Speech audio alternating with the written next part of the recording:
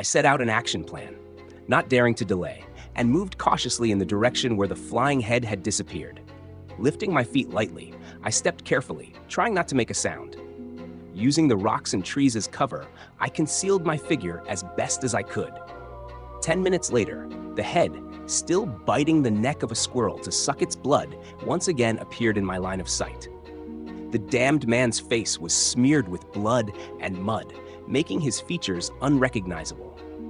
Judging by the texture of his skin, however, he didn't seem too old, probably around 30. It floated about half a foot above the ground, gnawing at the squirrel's neck, sucking blood. Its eyes gleamed with a sinister light as they scanned the surroundings, its expression one of high alert. I lay roughly 10 meters away, pressed flat against the bushes, not daring to move. Through the gaps in the leaves I observed, feeling the air almost congeal, my blood nearly frozen. Terrifying, wasn't it? If this thing discovered an intruder, it would certainly launch a frenzied attack. My actions here were no different from courting death. The squirrel's dried corpse fell onto the grass with a faint sound. The head slowly rotated once in the air, scanning for abnormalities, and only when it confirmed nothing unusual did it choose a direction and drift away. It had to hunt under the cover of night, kill prey as quickly as possible, and complete its ascension ritual. During this process, both animals and humans were fair game. Even solitary spirits weren't spared. Clearly, this was a cruel and merciless technique. Who knew how many wandering souls and restless ghosts had already been devoured by it? I could only hope that Cheng Yuani's mother had not yet fallen victim to its fangs. I had never discussed this matter with the bridal ghost, but I believed that if one's kin were annihilated body and soul, she and her kind would sense it. Since no such reaction had occurred, it meant her mother was still alive. I slowly rose to my feet, keeping about several dozen meters behind it, matching its reduced flight speed, moving like a phantom in the night. Fortunately, I had borrowed 1/3 of Cheng Yuani's yin energy. Otherwise, if I had relied solely on myself, my presence would have been detected long ago. Time passed, minute by minute. More than 2 hours slipped away. During this period, I personally witnessed the flying head slaughter over a dozen creatures of Mount Li, the largest being a massive gray wolf. Unbelievable as it was, even such a fierce beast couldn't withstand its ambush, falling without resistance. As long as its fangs sank into the throat, the victim died instantly without even managing a single cry. At times, the image of the head striking came so fast that my eyes nearly failed to follow. Its speed was that terrifying. If this fiend continued to evolve, who knew what kind of horror it might eventually become? Near dawn, the flying head suddenly stopped in midair.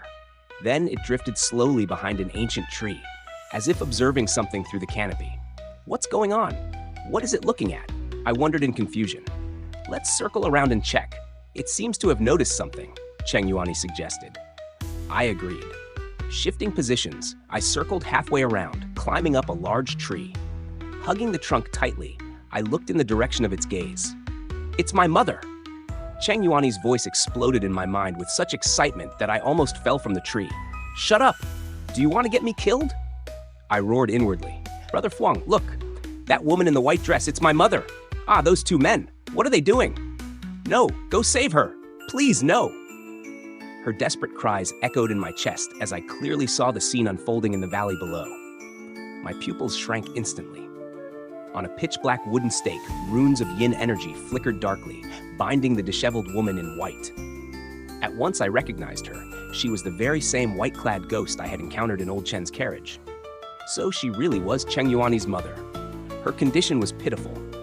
In front of her stood two ghosts dressed in black robes, one male, one female. Their pallid faces, half hidden in shadow, looked utterly terrifying. The male ghost raised his hand and cracked a whip. No sound reached us, but I could clearly see dark smoke rising where the lash struck her body. She writhed in agony, mouth open like a black void, clearly screaming. Though some strange power muted the sound, we could not hear her cries. Stroke after stroke landed like lightning.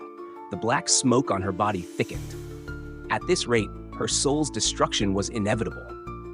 These two black-robed ghosts must have been guardians of Mount Li. They had captured a wandering spirit that trespassed into their domain and were now carrying out punishment with the lash.